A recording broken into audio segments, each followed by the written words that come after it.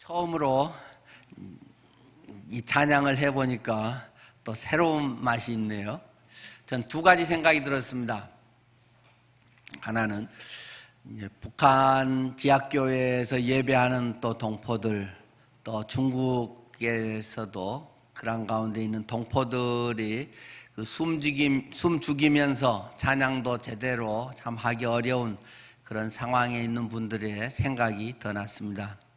지난번 우리 청년들과 중국에 가서 저희가 우리 인도하는 선교사님이 중국에 들어오는 그 탈북자들 그들을 다시 복음을 전하고 재교육을 복음으로 시켜서 다시 북한으로 들여보내서 이제 그분들이 또 북한에 가서 지하교회를 만들고 복음 전하게 하는 그 사역하는 선교사님들, 그 선교사님과 우리가 같이 다니면서 안내를 받았었습니다. 그때 그분이 몰래 그분들 이제 교육시키고 예배하는 그런 장소로 저희를 인도했는데 연립주택 같은 데 한 칸이었습니다. 그런데 우리가 여러 조로 나누어서 두세 명씩 시차를 두고 1차, 2차 이렇게 해서 그곳에 들어가서 그곳에서 이제 조용히 또 숨죽여가면서 예배를 했던 기억이 납니다. 시진핑 이후에 중국에는 기독교에 대한 탄압이 매우 심해지고 있습니다. 그래서 지금 절반 이상 거의 3분의 2가 중국 선교사들이 추방을 당했고 제 주변에 친구 목회자들도 지금 추방당해서 국내에 들어와 있고 또 일부는 다른 지역으로 가서 선교 사역을 하고 있습니다. 많은 십자가를 불에 태우기도 하고 끌어내서 부시기도 하고 그러한 지금 수천 교회가 그렇게 어려움을 당하고 있습니다. 유튜브에 보면 그런 십자가 중국에서 불태워지고 탄압받는 그런 장면, 그런 영상들이 많이 올라와 있습니다. 하여튼 그런 중에서도 지하교회라든가 보이지 않게 많은 어려움 속에 예배하고 있는 그런 성도들, 우리가 마스크 이렇게 해도 조금 어색하고 답답하고 한데 참 찬양 소리내서 거의 못하고 밖에 들릴까봐 이렇게 하는 그런 성도들의 모습, 그런 것을 조금이나마 또 느껴보는, 생각하게 되는 그런 시간도 되는 것 같습니다. 또 하나 개인적으로 저는 그 판소리 공부할 때 이제 서편제에서 하듯이 그렇게 비슷하게 저는 선생님께 판소리 배웠었는데요. 흔히 이제 여름 같은 때 되면 그 소리를 틔우기 위해서 또 성량을 크게 하기 위해서 폭포수 같은 데 가서 뭐 100일 공부 또 몇십일 공부 같은 걸 합니다. 폭포수 앞에서 소리를 지르면서 폭포 소리를 뚫고 나가는 그런 큰 소리를 득음을 하기 위해서 애를 씁니다. 저는 뭐 그럴 시간이 없었고 저는 개인적으로 집에서 겨울 솜이불을 뒤집어 쓰고 그 안에서 쪼그리고 소리를 하기도 하고 좀 더 힘을 늘리면서 소리를 막 지르기 위해서는 천장을 보고 누워서 그 위에 겨울 솜이불을 뒤집어 쓰고 그러면 막 숨이 막히지요. 굉장히 답답한데 그 속에서 답답한 숨을 참아가면서 막 소리를 30분이고 보통 한 번 하면 한 2시간 정도는 제가 막 거의 안 쉬고 소리를 질렀는데 그때 그 소리 키우기 위해서 애썼던 입을 뒤집어 쓰고 했던 순간이 생각납니다. 저렇다면 마스크나 10개 정도 이렇게 써도 제가 찬송하고 소리 지르는데 큰 지장은 없을 것 같다, 그런 생각이 듭니다. 어쨌든 우리의 복음도 선포하고 또 찬양도 할 수 있는데 힘껏 부르고 하나님 앞에서 우리의 모든 것을 쏟아부을 수 있는 그런 것이 참 필요하고, 근데 자칫 점점 너무 고상해져 가고 점점 조용해져 가고 또 성량이나 이런 것도 굉장히 여려져 가고 하기 때문에 요즘은 그런 것들이 참 쉽지 않다는 생각이 듭니다. 우리가 소리 지를 수 있을 때 마음껏 하나님을 찬양하고 또 그런 삶을 앞으로 이제 또 살아갈 수 있으면 좋겠습니다. 오늘 성경 본문 말씀은 사사기 2장 18절에서 23절 말씀입니다. 사사기 2장 18절, 구약성경 363쪽입니다. 사사기 2장 18절.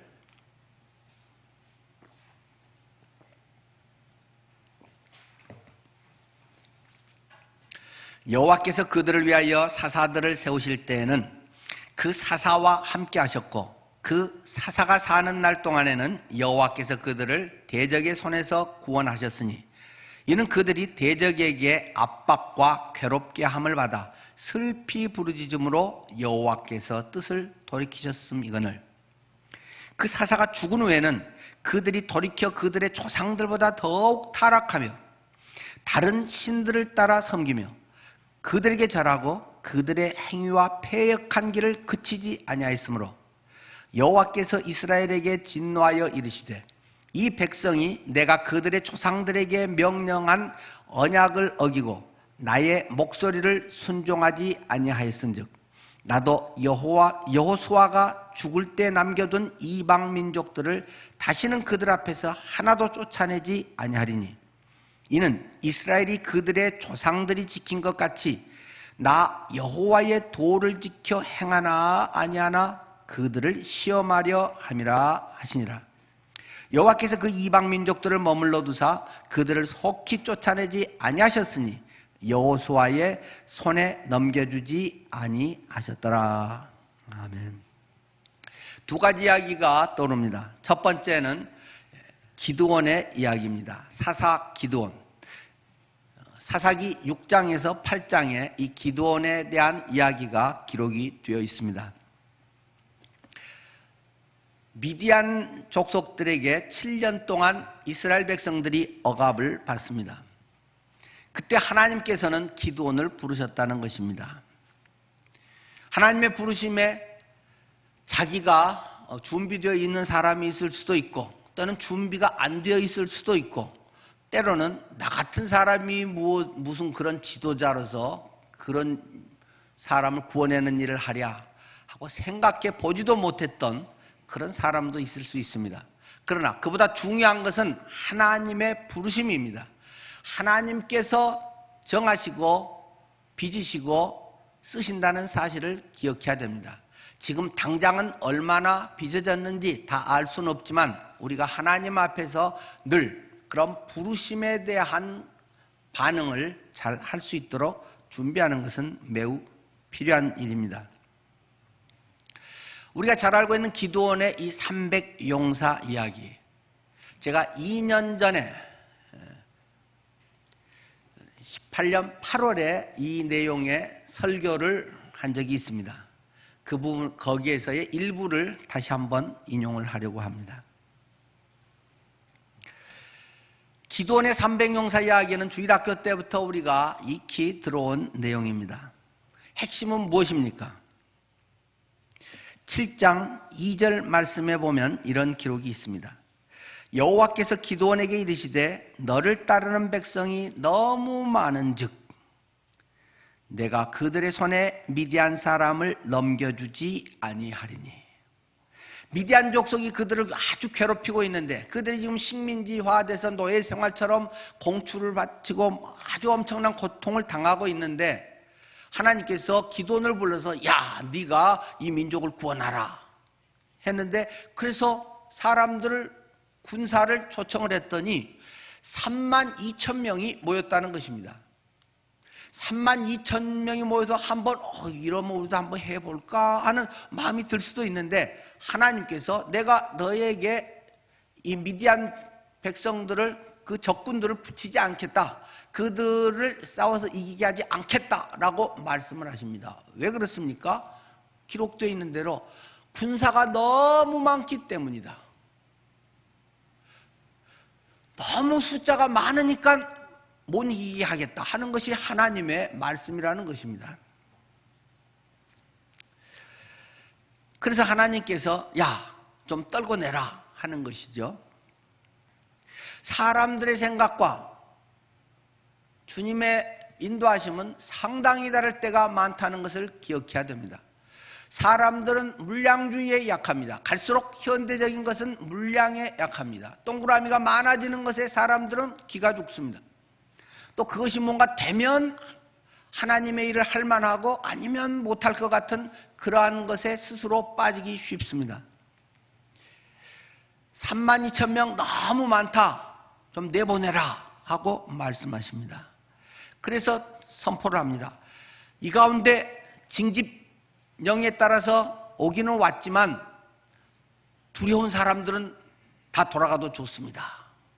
뭔가 눈치 보고 남이 하니까 하고, 이 정도면 저 사람은 하겠지 하는 기대치 때문에 하고, 여러 가지 자기의 입장이, 그러한 관계성 때문에, 눈치 때문에 여러 가지로 온 사람들이 겁난 사람은 다 돌아가도 좋다라고 말하니까 어이구 다행이다, 고맙다 하고 갔는데 3분의 2 이상이 빠졌더라고 하는 것입니다.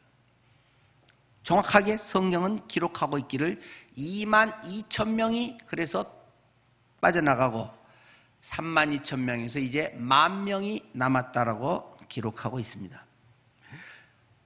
지도자 입장에서는 얼마나 겁나겠습니까? 당사자들은 아이고 안전하게 집으로 돌아가게 됐구나, 이제 군대 안 가도 되구나, 전쟁 내가 직접 참여 안 해도 되겠구나, 뒤에서 기도만 하면 되겠구나, 이렇게 안도하고 있는데, 지도자는 돌아가는 모습들을 보면 설마 그래도 좀 아프고 집에 특별한 일이 있고 노모 모시고 이런 사람들이나 가겠지 한데, 사람들은 대부분 자기 입장에서 살아가는 것이기 때문에 3분의 2는 가버렸다는 것입니다. 지도자는 그냥 얼마나 마음 졸이겠습니까만 하나님이 또 말씀을 하십니다. 7장 4절이죠. 여호와께서 또 기드온에게 이르시되 백성이 아직도 많으니. 참 사람 죽이는 일입니다. 지도자 못해 먹을 노릇이죠. 3분의 1도 안 남았는데 근데 아직도 많으니. 하나님은 영 우리의 계획과 다르게 일하시곤 합니다. 아직도 많다. 10,000명 남았는데 지금 장난하는 것도 아니고 목숨 걸고 전쟁을 해서 지금 손 하나가 아쉬운 그런 때인데 10,000명밖에 안 되는데 아직도 많으니 자, 또 떨고 내라 하고 말씀하신다는 것입니다. 그래서 개울가로 데리고 가서 물을 마시게 해가지고 좀 솎아내야겠다 하셔서, 우리가 잘 아는 대로 물가에서 이제 그 전에 엄청 뺑뺑이를 돌렸겠지요. 막 PT 체조도 시키고, 막 마라톤도 시키고, 선착순 구보도 하고, 한참 일을 시켜서 막 목이 엄청 마르게 이제 막 곧 헉헉대고 막 쓰러질 정도로 만든 다음에 물가로 데리고 가서, 자, 이제 물 마셔. 그러니까 막 달려가서 막 거기에 얼굴을 쳐박고, 물에다가 얼굴을 대고 막 이렇게 정신없이 먹는 사람들도 있고, 또 똑같이 목마르지만 어떤 사람들은 손으로 물을 움켜서 입으로 핥아서 먹는 사람이 있더라는 것입니다.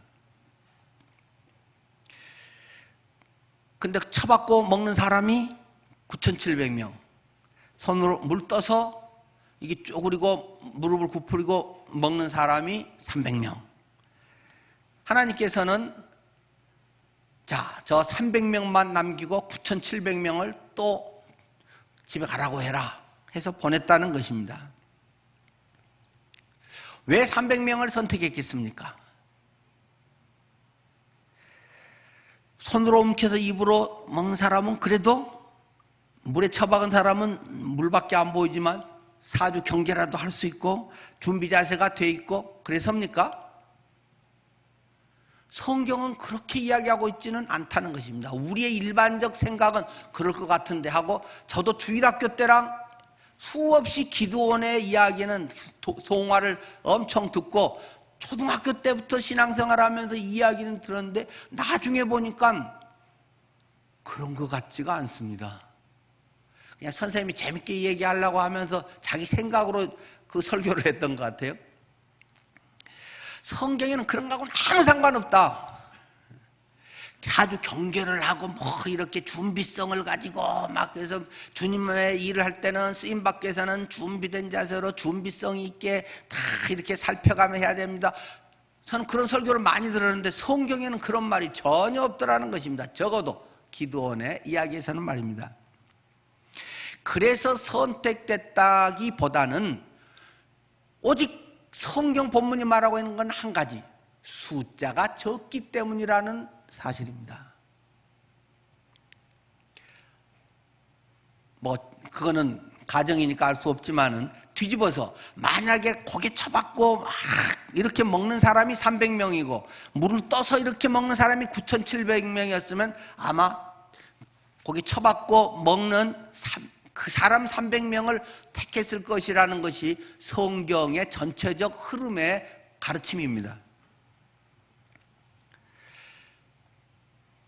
왜 그렇게 하는가? 성경 것을 분명히 기록하고 있습니다. 아까 읽었던 3절 후반부에 7장 2절 후반부에 이렇게 기록하고 있죠. 예. 아까 너무 많은 즉 하면서 32,000명 됐을 때 이야기를 하면서 미디안 사람들 니들 손에 안 넘겨준다. 니들이 이기게 못한다. 하면서 왜냐? 이는 이스라엘이 나를 거슬러 스스로 자랑하기를 내 손이 나를 구원하였다 할까 함이니라. 미리들이 만약에 32,000명이 가서 이기면 해볼 만한 전쟁이고 하면 와 우리가 이겼어. 우리 힘 좋아. 우리 머리가 좋아. 작전을 잘했어. 똑똑해. 우리 중에 힘이 세. 자기들이 주인 된다는 것입니다. 자기가 똑똑하고 자기 학벌이 좋고 자기 돈 있고 자기 지위가 높기 때문에 하나님의 일을 한 것처럼 착각하기 때문에 내가 할 수 있는 대로 그리 못하게 하려고 사람의 것이 할 수 있는 대로 편하지 못하게 하고 사람이 결코 영광받지 못하고 오직 하나님만이 하셨습니다. 하나님이 하신 거 그렇게 말할 수밖에 없습니다 라고 몰아가기 위해서 하나님이 했다는 것입니다. 그것이 뭐가 얼마나 되고 잘하고 뭐가 있고 없고 그거는 별 상관이 없다. 적어도 기드온의 전쟁에서는 철저하게 그것을 보여주고 싶다는 것입니다. 이스라엘이 나를 거슬러 스스로 자랑하기를 내 손이 나를 구원하였다. 우리의 많은 경우가 주님의 일을 하고 뭐가 될 때 주님이 하셨죠. 하나님이 영광 받죠. 하지만 상당수 많은 경우는 자기 스스로 그래도 내가 열심히 했지. 나니까 이 정도 하지. 내가 가진 뭐가 있지.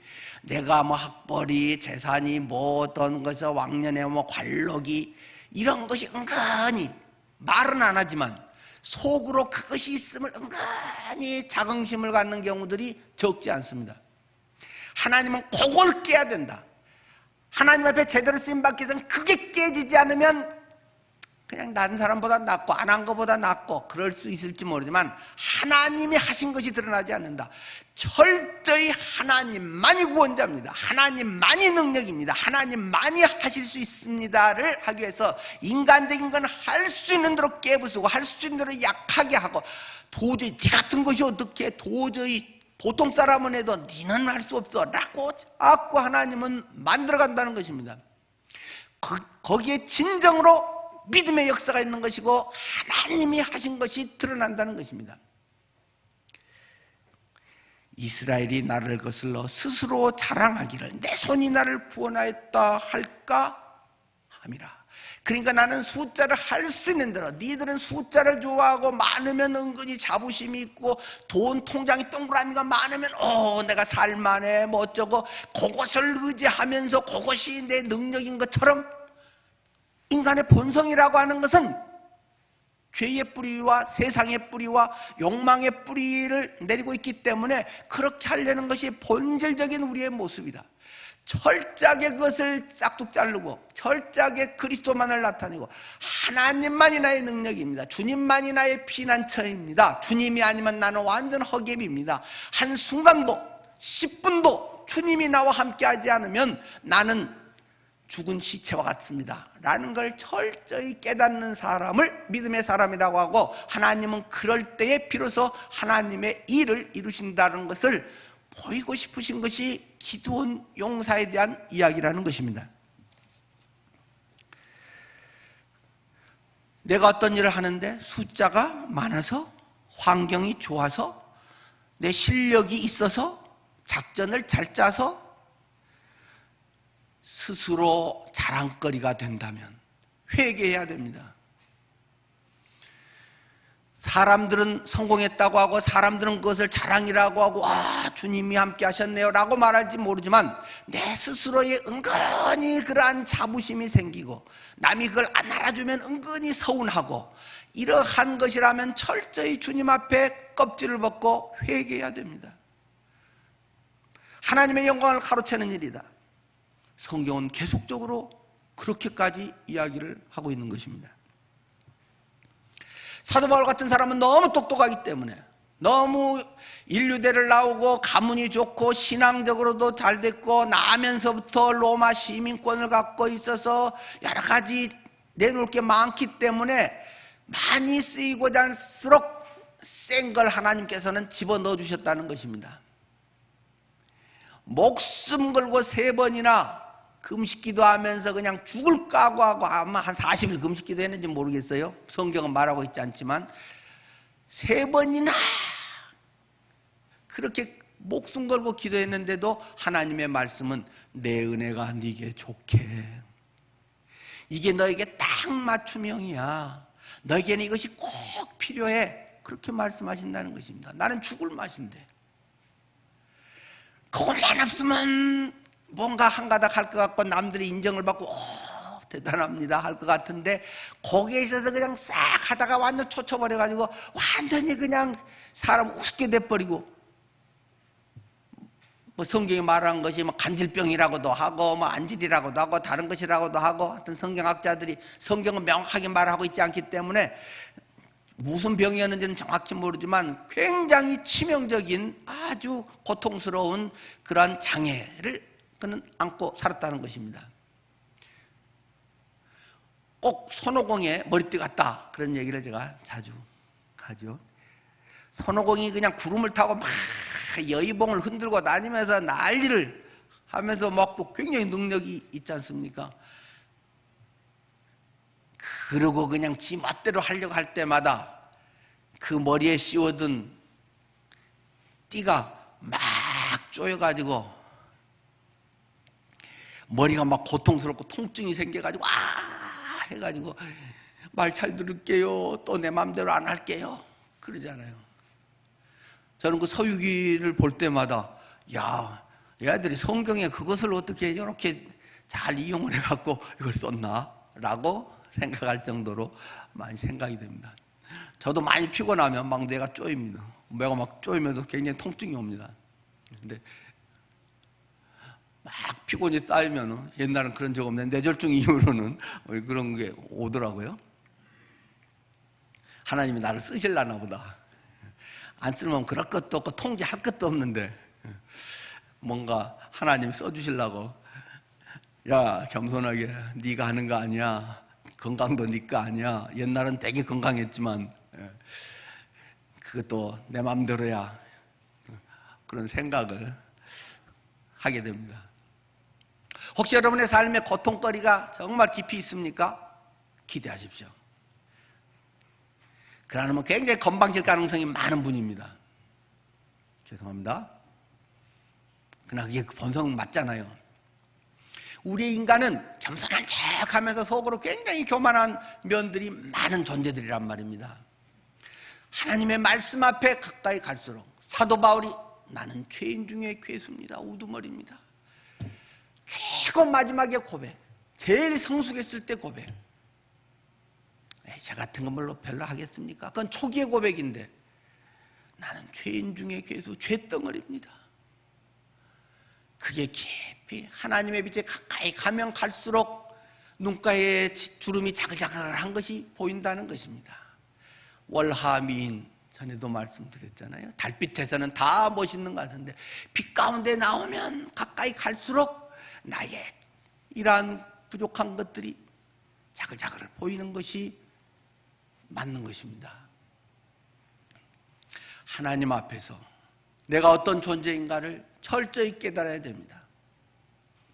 내게 센 것, 굉장히 약점과 굉장히 고통스러운 거 요만했으면 내가 그래도 뭔가 할 만한데 그것이 나를 지켜주는 하나님이 귀하게 쓰고자 하는 하나님의 귀한 도구가 될 수 있다는 사실을 기억해야 됩니다.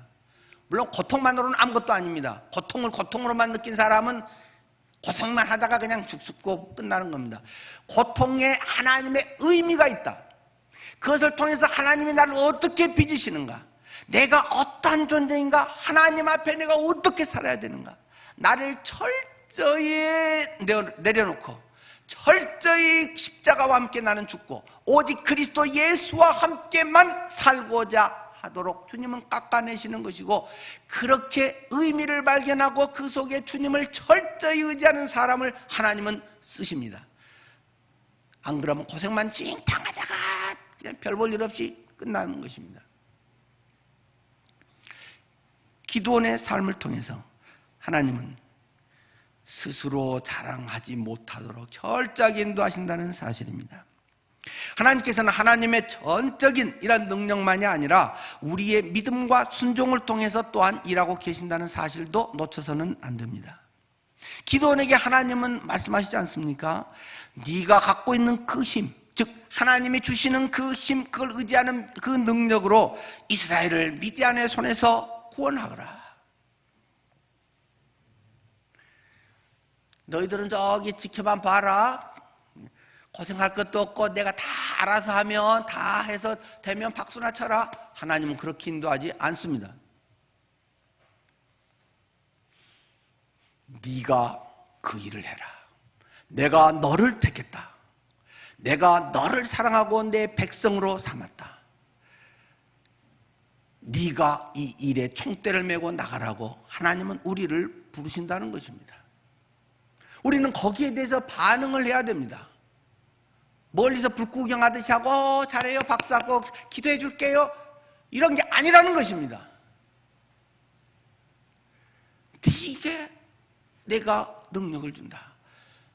믿음의 역사가 너를 통해 나타나기를 원한다.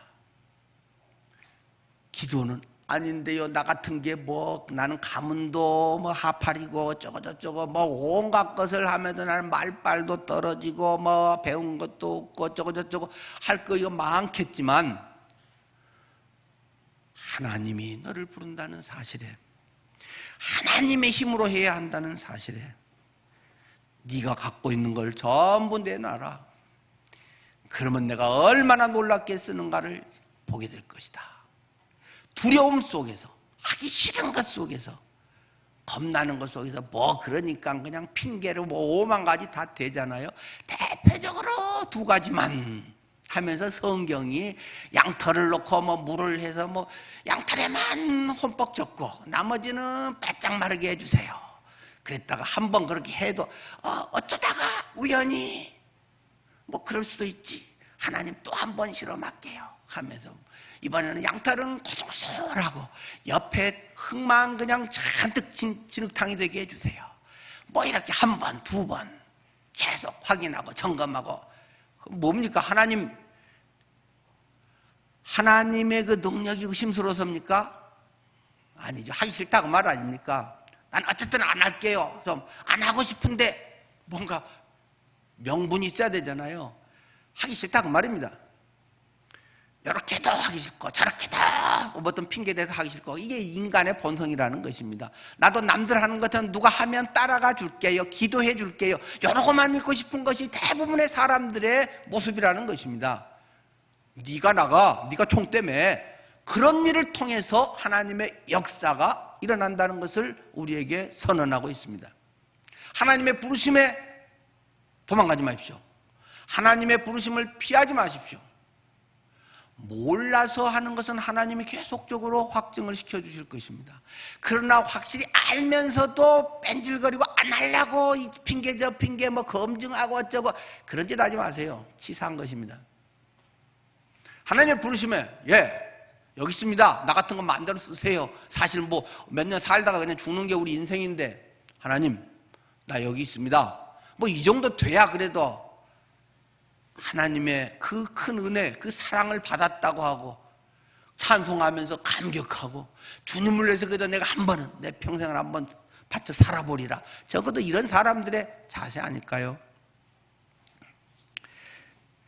그랬더니 하나님께서 300명 통해서 엄청난 일을 했다는 것입니다. 사실 300명 통해서 뭐 한 것도 아니고 하나님이 알아서 다 하신 거지만, 거기에 끝까지 300명 남아있었던 사람은 그 생생한 역사의 현장, 하나님의 전능하심을 경험하는 그 무엇으로도 대체할 수 없는 놀라운 능력을, 간증을 갖게 되었다는 것입니다. 뛰어들어야 하나님의 살아계심을 체험하게 됩니다. 많은 사람은 하나님 보여주세요 하고 뭐 앉아서 기도하고 있고, 그런 짓 하지 말아요. 자기를 속이는 짓들이에요. 그런 것은 돈 쓰고 시간 쓰고 희생해 가면서 내 인생을 내던져서 300명이 거기에 가서 그 현장에서 막 난리가 나고 막 하는 것 속에서 생생히 하나님을 경험했다는 것입니다. 그의 손에, 한 손에는 횃불을 켜고, 그러나 그것이 등화가 이제 불빛이 새어나가지 않게 항아리로 하나는 덮어쓰고, 하나는 한 손에 나팔을 들고, 그렇게 하면서 그곳에 가서 숨을 죽이면서, 혹시 따락따락하면 예예 쉿 들킬라, 숨을 죽이고 역사의 현장에, 또 추운데 밤에 어두운데 또 두려움 속에서도 300명은 시키는 대로 그걸 가지고 짠 명령할 때 그냥 항아리를 견뎌서 막 쨍 하고 막 뭔가 막 소란이 나고, 청각적으로 그들을 혼란시키고, 횃불을 켜고 시각적으로 막 횃불이 막 돌고 막 왔다 갔다 하고 하면 이게 뭔 일이요 해가면서 사람들이 놀래가지고 막 오고, 그러다 보니까 지들끼리 엄청나고 다 포위당했구나 해가지고는 막 지들끼리 잘 안 보이니까 찌르고 막 난리하고 지들끼리 다 죽어버렸다는 것입니다. 그때 그냥 또 청각적으로 막 헷갈리게 하기 위해서 막 나팔을 막 빵빵 불고 해서 막 승리의 나팔을 불고, 완전 기가 팍 죽어가지고 기싸움에서도 확 눌려져가지고 미디안이 완전히 전멸해버렸다는 것입니다. 하나님의 일의 방법을 기도는 우리에게 잘 설명해 주고 있습니다. 결국은 하나님이 하시는 일입니다. 전적으로 하나님의 일이고, 그들은 칼 뭐 휘둘리고 뭐 총검술 연습이나 뭐 칼싸움 연습도 안 했어도 그들은 하나님의 말씀에 순종하고 자신의 인생들을 내던진 사람들은 그 생생한 간증에 놀라운 증인들이 될 수 있었다는 것입니다. 얼마나 신나겠습니까? 전쟁 끝나고 나와서 앞으로 20년, 30년 살면서도 두고두고 어려운 문제가 생길 때마다 그 사람들 얼마나 간증이 쏟아져 나오겠습니까? 맞아, 그때 그냥 그 많은 군사 앞에서 그 밤에 그 어려운 속에서도 했는데 우리 300명밖에 안 되는데 완전히 그냥 도가내던 쥐와 같은 그들 속에 들어가가지고, 야, 이런 일이 있었다. 나중에 웬만큼 돈 문제가 좀 와가지고 어려운데 죽고 싶어, 힘이 없어, 그랬겠습니까? 그 300명은 적어도 말입니다. 어떤 어려움이 와도, 야, 하나님이 그렇게도 해버리네. 야, 하나님 이것도 뭐 이거까지 거 뭐 하나님 얼마든지 하시겠죠. 믿음의 경험이 있는 사람, 믿음의 담력이 생깁니다. 믿음을 체험하는 사람들, 믿음이 계속적으로 체험되는 사람들은 믿음의 사람으로 빚어져 가는 것입니다. 한 번 있는 사람은 조금 하다가 또 흔들리다가 그럴 수도 있겠죠. 그러나 그것이 자꾸 쌓이면 믿음의 용사가 됩니다. 여러분의 때로는 어려움과 고난이 닥칠 때 하나님의 그것을 경험하는, 생생히 여러분의 인생을 내던져서 그런 현장의 주인공이 되시기를 축원합니다. 또 아이성의 점령 이야기를 우리는 잘 알고 있습니다. 여호수아 7장 8장에 보면 여호수아와 그 이스라엘 백성들이 여리고성을 함락합니다. 너무 유명한, 너무 잘 아는 이야기 아닙니까? 그리고 나서는 아이성에 가서 대패를 한 이야기가 기록되어 있지 않습니까? 아이성을 정복하기 위해서 물론 정탐꾼을 보냈습니다. 여호수아가 정탐꾼을 보내니까 그들이 보고 와서 이야기를 합니다. 그거요, 아무것도 아니에요. 2, 3천 명만 보내면 걔들은 그냥 한 방에 끝나요. 사람들이 이렇게 보고 하니까 여호수아도 야 그래도 혹시 하면서 그들이 말한 것 중에 최대치 3,000명 말이니까 3,000명을 보냈다고 기록이 되어 있습니다. 근데 그냥 완전 참패를 하고 돌아옵니다. 이 자존심이 강한 사람들은 자존심 한번 꺾이면 사람이 그냥 팍 이상해집니다. 여리고 성에서의 엄청난 승리, 굉장히 자부심이 생기고 굉장히 큰 기적을 경험한 그들인데 아이성에서의 참패를 하고 나서는 그들의 마음이 물같이 되었다고 성경은 그렇게 기록을 하고 있습니다. 팍 가라앉아 버렸다는 것입니다. 아이고 다 끝났다. 이제 죽음밖에 없다. 우리가 뭐 생각하면 뭐 그래? 할 것 같은데 콧대가 세고 자존심이 강한 사람들은 그게 한번 꺾이면 완전히 보통 사람보다 더 허물어져 버립니다. 실패도 자꾸 해봐야 그것도 면역력이 생겨서 괜찮은데 너무 잘 나간 사람들은 성공하다가 한 번 하면 그냥 자살하고 싶고 그 패배감이 절실해지는 것입니다. 가끔 실패를 할 수 있기를 바랍니다. 그러나 넉넉히 이길 수 있는 힘이 더 있기를 바랍니다. 그러니까 여호수아랑 백성들이 완전히 그냥 바닥으로 다운돼 버렸다고 성경은 우리에게 이야기해 주고 있습니다. 근데 사실 우리가 뭐 아이성 애들같이 뭐 웃기고 뭐 이렇게 하지만 만만치 않은 데입니다. 지금도 한 3,500년 전 뭐 이런 때 나중에 기록해 보면 여호수아 8장 25절에 나중에 결국은 이스라엘이 이기지만 그날에 엎드러진 아이 사람들은 남녀가 모두 12,000명이라고 이야기하고 있습니다. 12,000명은 굉장히 많은 숫자 아닙니까? 우리 지금 확진자가 한 500몇 명, 굉장히 두려운 일이죠. 곧 이번 주 안에 또 1,000명 넘어가는 거 아닌가? 1,000명에서만 끝나려나? 뭐 얼마나 겁나겠어요? 그러다가 사망자가 3명, 4명인데 막 1,000명이 넘는다, 막 중국까지 된다 그러면 얼마나 우리가 위축되겠습니까?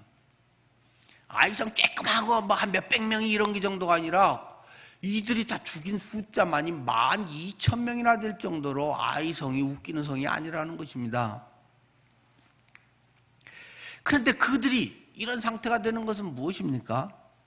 어마어마한 여리고 성을 무너뜨린 관록이 있기 때문입니다. 여리고는 거기에 제일 중심 지역입니다. 왜 그럴까요? 그가 오아시스 지역이기 때문에 그렇습니다.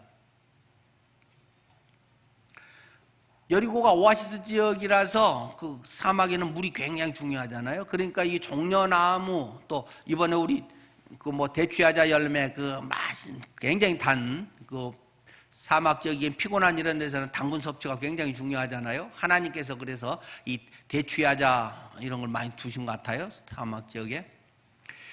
그래서 어떤 학자들은 적과 꿀이 흐르는 땅에 그 꿀은 이 대추야자를 말한다라고 설명하는 신학자들도 있습니다.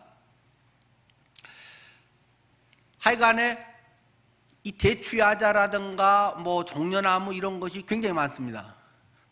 저는 그때 이스라엘에 그 키부츠 살 때 갑자기 돌아와야 돼서 근데 뭐 선물을 우리 성도님들께 뭐 다 줄 선물을 살 수도 없었고 뭐 돈도 없었고 그래서 그냥 얼른 그 중간에 여리고 거기 가서 물을 마시고 그 물병에다가 감람나무 잎사귀 올리브 잎사귀를 막 한 통을 갖고 와서 그걸로 전부 책갈피를 만들어서 제가 성경 구절 써서 다 성도님들 나눠드린 적이 있습니다. 여리고는 지금도 상당히 그 활발하게 된 그런 편이고 물이 많은 지역이라 최고로 사람들이 거기 살고 싶은 그런 곳이죠. 그러니까 초롱성과 같이 엄청난 성벽의 두께라든가 그곳은 아주 안전하다고 생각했던 그런 곳입니다. 그것을 그냥 한 방에 이겨버렸으니까 뭐 뺑뺑이만 좀 돌다가 소리 질렀는데 그냥 무너져 버렸으니까 실제 자기들은 별 한 것도 없으면서 막 승리의 기쁨은 엄청 컸지 않습니까? 그런 자신감이 있기 때문에 어마어마한 승리, 어마어마한 잘나감, 이런 것이 있었기 때문에 아이성에서의 실패가 그렇게 큰 충격으로 그들에게는 다가왔다는 것입니다. 그러면서 그들 속에 자신을 살피는 그런 일들을 소홀히 하게 됩니다. 늘 우리는 하나님과의 관계성, 하나님 앞에서 내가 바르게 살아있는가, 내 가치관이 바른가, 바른 태도로 사는가, 하나님이 보실 때 나를 의롭다고 해주실 수 있을까, 이런 하나님과의 친밀한 교제 속에 그것을 잘 간직해야 됩니다. 이스라엘이 막 승리에만 도취되고 크게 되고 막 뭔가 대단한 일을 해서 막 박수를 받고 하다 보니까 그런 것에 별로 예민하지 않습니다. 둔감해져 있습니다. 근데 아이성에서의 참패를 하고 나서 웬일이지, 이게 왜 이런 현상이 벌어진 거야? 하고 봤더니 우상이 그 속에 있다는 것입니다. 탐심이 있다는 것입니다. 죄악이 그들 속에 뿌리내리고 있었는데 그것에 대해서 별 의식도 없이 지나갔다는 것입니다. 그것은 무엇입니까? 재물의 욕심입니다. 돈 우상입니다.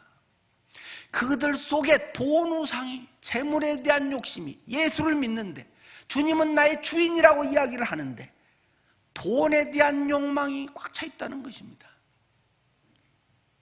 그것을 성경은 좀 더 구체적으로 보여주고 있습니다.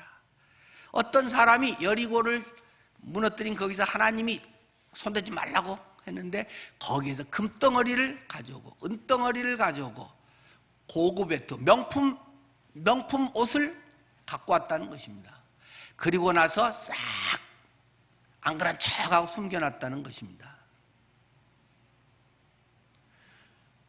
하나님의 사람 속에 그런 돈에 대한 갈망, 돈의 욕망, 명품에 대한 사종 모습, 이런 것들이 그의 인생을 사로잡고 있다는 것입니다. 성경은 이게 막연한 이야기가 아니라 아주 구체적인 이야기다 해서 그의 개인정보를 노출하고 있습니다. 실명을 기록하고 있습니다. 누구입니까? 아간이라고 하는 놈이 그런 짓거리를 했다. 그런 놈은 돌에 맞아 죽어야 된다 해서 돌로 죽였다.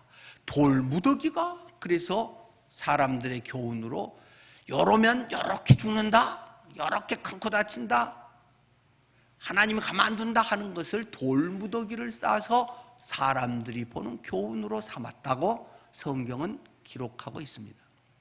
생각해 봅시다. 그런데 아간 한 명만 그럴까요? 그런 것을 밖으로 한 사람은 아간 한 명이었을지 몰라도 이스라엘 백성의 상당수의 가치관은 그런 욕심을 품고 있었다는 것을 보여주는 거 아닙니까? 어떻게 하면 돈을 많이 벌어서 돈으로 막 뭐 좀 있으면 그거 폼나고 그것이 무슨 자랑거리가 되고 그것을 위해서 취직하고 결혼하고 뭐 거기에서 그게 좀 되면 성공한 인생처럼 이런 우상덩어리들, 명품이 어떻게 그걸 휘감고 다니면 내가 뭐 고상해 보이고 있어 보이고 하는 것처럼 생각하는 이런 껍데기들, 예수 믿는 사람의 하나님의 백성의 속셈이 그런 짓거리, 그런 것으로 꽉 차 있다라는 것을 아간을 통해서 우리에게 보여주고 있는 것입니다. 너는 정말 뭘 하고 싶은 거야? 돈 벌어서 뭘 하려고 하는데 하나님은 우리에게 자주 물으십니다. 만약에 네가 그런 것이 있다면 너는 돌 맞아 죽어야 될 놈이야. 주님은 그렇게 굉장히 엄하게 앞으로 그러지 마라, 어쩌다가 그랬겠지, 한 방에 하나님은 죽여버렸다는 것입니다. 우리 속에 키우고 있는 혹시 우상, 그런 것이 있으면 철저하게 하나님 앞에 회개해야 됩니다. 이러한 죄성, 죄에 대한 철저한 징계, 처리가 없이 계속 그냥 정복, 승리, 성공을 추구하고 간다는 것입니다. 여리고에서 승리했으니까 아이성, 얘들도 뭐 그들의 목표는 그냥 승리, 정복, 내 것 차지함, 그것이 그들의 목표라는 것입니다. 네가 하나님 앞에 거룩한가? 내가 정말 사심이 없이 주님을 드러내고 싶은가? 너를 통해서 하나님의 일하심만이 나타나고 나는 어떻게 찌그러져도 상관이 없습니다. 그게 너의 본심이 맞니? 하나님은 물으십니다. 자꾸 성을 몇 개 정복했어요. 몇 명이 어쩌고 얼마가 어쩌요. 그런 허상에 자꾸 빠져서는 안 된다는 것입니다. 네가 거룩하니 내가 거룩하니 너희도 거룩하라. 주님은 백성에게 계속 질문을 하십니다. 그렇게 아간의 죄를 처리하고 나니까 죄는 적당히 말고 철저하게 죄를 처리해야 됩니다. 그리고 나니까 하나님이 다시 이제 나타나서 말씀을 하십니다. 8장 1절이죠. 여호와께서 여호수아에게 이르시되 두려워하지 말라 놀라지 말라. 군사를 다 거느리고 일어나 아이로 올라가라. 보라 내가 아이 왕과 그의 백성과 그의 성읍과 그의 땅을 다 내 손에 넘겨주었으니 너는 여리고와 그 왕에게 행한 것 같이 아이와 그 왕에게 행하되 오직 거기서 탈취할 물건과 가축을 스스로 가지라. 너는 아이성 뒤에 복병을 둘지니라 하시니. 처음 여호수아에게 임직을 하셨을 때 모세의 뒤를 이어서 그 두려움 속에 나 같은 게 어떻게 모세가 했던 그 일을 한단 말입니까? 두려움 가운데 있을 때 하나님께서 올해 우리 교회 성경 구절처럼 강담 두놀 임마누엘 두려워하지 말며 놀라지 말라. 두려워하지 말라 놀라지 말라. 주님께서는 앞에서 강하고 담대하라고 말하면서 두려워하지 말며 놀라지 말라는 말하면 또 이 실패 가운데 죄를 처리한 가운데 찾아오셔서 두려워하지 말라 놀라지 말라. 주님은 여호수아에게 다시 말씀하셨다는 것입니다. 그러면서 내가 그들을 네 손에 넘겨주었다. 네가 3,000명이고 몇만 명이고 네가 해서가 아니고 내가 넘겨줬기 때문에 네 것이 되는 거야. 겉으로 보기에는 이제 나가서 뭘 하게 되겠지만, 그러면서 하나님은 구체적인 전략 전술까지도 그들에게 꼭 집어서 지혜를 주셔서 말씀을 하셨습니다. 뭡니까? 너는 아이성 뒤에 복병을 둘지니라. 아까는 까짓까 얘들하고 폼 재고 교만하게 나가는데 지금은 3만 명을 데리고 겸손하게 자기 하는 최선을 다해서 나가서 이렇게 이렇게 구분을 하고 1조 하면 앞에서 6조 해서 그들 나가서 다시 또 야 덤벼 뭐 하니까 쟤들 그때도 그냥 큰 코 다치더니 쟤들 또 아직 정신 못 차렸구만 하고 이제 걔들이 우습게 얘기하고 성문 열고 쟤들 다 죽여버려. 그래서 나왔다는 것입니다. 그때 나중에 자 2조 투입 뭐 이런 식으로 해가지고 정문 열린 사이에 들어가서 그걸 전부 불지르고 아까 같이 12,000명을 죽여버렸다. 대승을 했다는 것을 말하고 있습니다. 하나님이 이미 이기게 해주셨고 다 이루었다. 사탄을 멸망시키고 우리에게 하나님 자녀들이 승리할 수 있다고 주님의 은혜와 능력을 우리에게 맡기면서 이렇게 하렴. 너는 아이성 뒤에서 복병을 둬서 매복조가 침투해서 하게 해라. 그때마다 기도하며 하나님께 의뢰할 때 믿음의 사람들을 통해서 지혜의 사람들을 통해서 하나님의 이러한 일을 이루게 하신다는 것을 보여주고 있습니다. 하나님을 의지하여 전적으로 의탁하고 전적으로 헌신해서 그 하나님의 일이 내 일로 나의 삶의 중요한 간증으로 얻게 하신다는 것입니다. 성경 본문을 읽고 좀 다른 두 이야기를 한 것 같습니다. 그러나 다시 이 말을 하고 싶은 것입니다. 사사기 2장 18절부터 23절 말씀, 본문의 말씀을 다시 읽습니다. 나도 여호수아가 죽을 때 남겨둔 이방 민족들을 다시는 그들 앞에서 하나도 쫓아내지 아니하리니 이는 이스라엘이 그들의 조상들이 지킨 것 같이 나 여호와의 도를 지켜 행하나 아니하나 그들을 시험하려 함이라 하시니라. 가나안을 정복하고 여호수아가 12지파 땅을 다 나눠줬습니다. 그러면 그냥 하나님께서 쿨하게 야 고생했어, 아브라함 묻힌 것에 니들도 왔지 하고 착 해주면 좋겠는데, 하나님께서 거기에 뭔가 계속 갈신거리는 골칫거리를 뭔가 좀 남겨두셨다는 것입니다. 여호수아가 죽을 때 남겨둔 이방 민족들, 가나안 7족속들이 다시는 그들 앞에서 하나도 쫓아내지 아니하리니, 뭔가 좀 대세는 쫓아냈지만 좀 남아있는데 뭐 산지에도 있고 해서 막 게릴라전을 계속해서 그들을 수시로 괴롭힌다는 것입니다. 근데 쫓아내지 않겠다. 그 앞에 아까 본문에서는 뭐가 있습니까? 사사들이 뭔가 잘할 때는 조금 말 잘 듣고 하나님의 뜻대로 사는 것 같더니 그걸 안 하면 계속 사람들은 또 원위치. 성경의 말씀 그대로 우리가 본다면 2장 19절, 그 사사가 죽은 후에는 그들이 돌이켜 그들의 조상들보다 더욱 타락하여 다른 신을 따라 섬기며 돈신을 따라 섬기며 세상의 성공신을 따라 섬기며 그들에게 절하고 그들의 행위와 패역한 길을 그치지 아니하였다. 니들은 그런 사람들인 걸 내가 너무 잘 알아. 그러기 때문에 내가 싹 없애면 니들은 건방에 하늘을 찔러. 그러기 때문에 뭔가 계속 거슬리는 걸 남겨둔 거야. 이렇게 하나님은 말씀하셨습니다. 예, 왜요?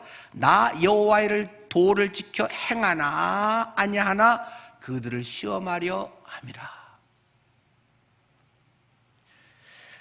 오늘 설교 제목을 여호와의 도를 지켜 행하라고 했습니다. 하나님의 도, 하나님의 길, 하나님의 뜻, 그것을 지켜서 실천해라, 행해라, 그렇게 살아가라.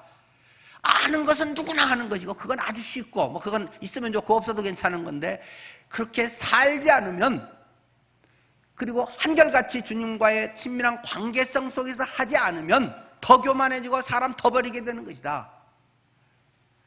철저하게 하나님 앞에 자기를 파삭 깨버리고 주님 날 잡아 잡수세요, 주님 마음대로 하세요, 쓰다가 쓰레기통에 처박혀도 저는 괜찮습니다, 주님의 영광만이 드러나면, 이런 것이 될 때 비로소 하나님의 쓰임받는 사람이 이제 제대로 될 수 있다는 것입니다. 주보 사면에 전도서 12장 내용을 옮겨놨습니다. 전도서 12장 내용을 우리 개역 성경, 개역 개정판으로 읽으면 좀 어려워서 뭔 말인지 잘 모르는 게 많습니다. 그러나 사실 히브리어 원문에는 이 개역 성경이 훨씬 정확합니다.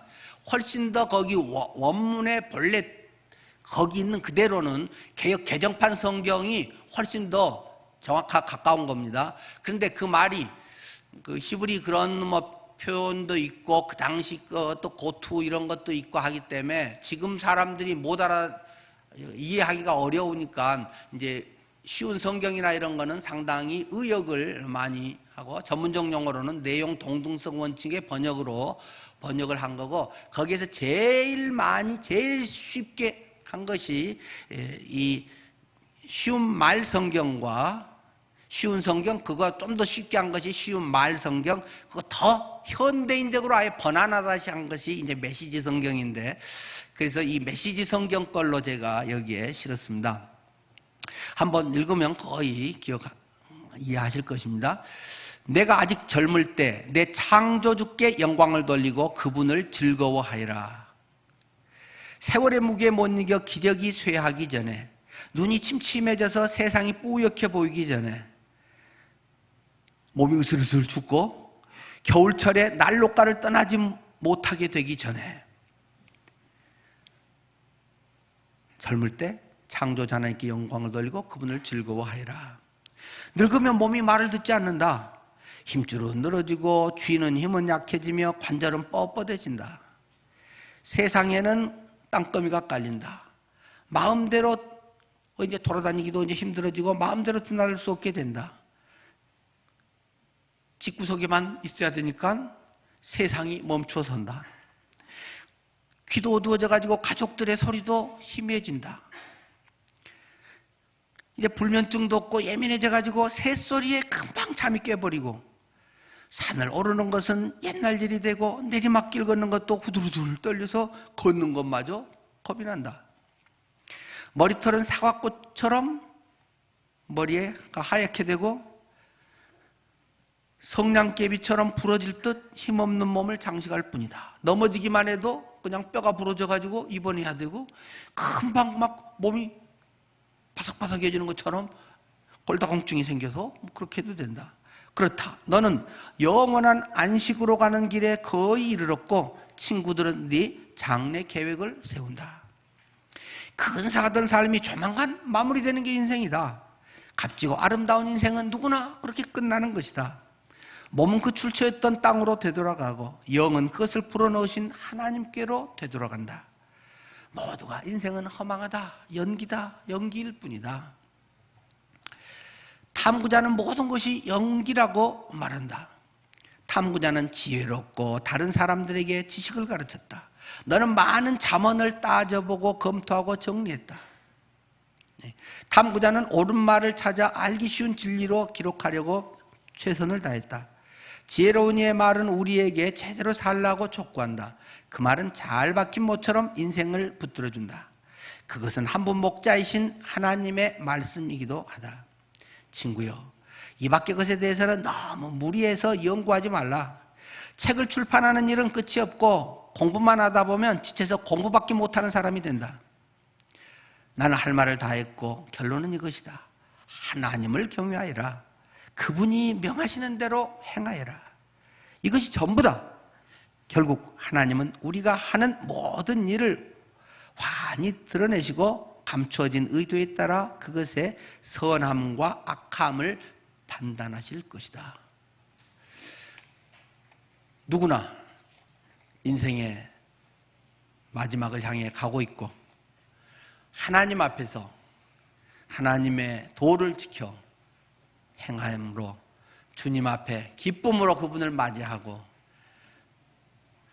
하나님의 뜻을 이루는 최선의 삶을 살 수 있게 해주신 은혜에 감사합니다. 이렇게 우리가 유언할 수 있으면, 자녀에게 고백할 수 있으면, 나같이 살다 와라, 이런 유언을 하고 갈 수 있으면 얼마나 좋겠습니까? 기도하겠습니다. 잠시 하나님 앞에 나의 인생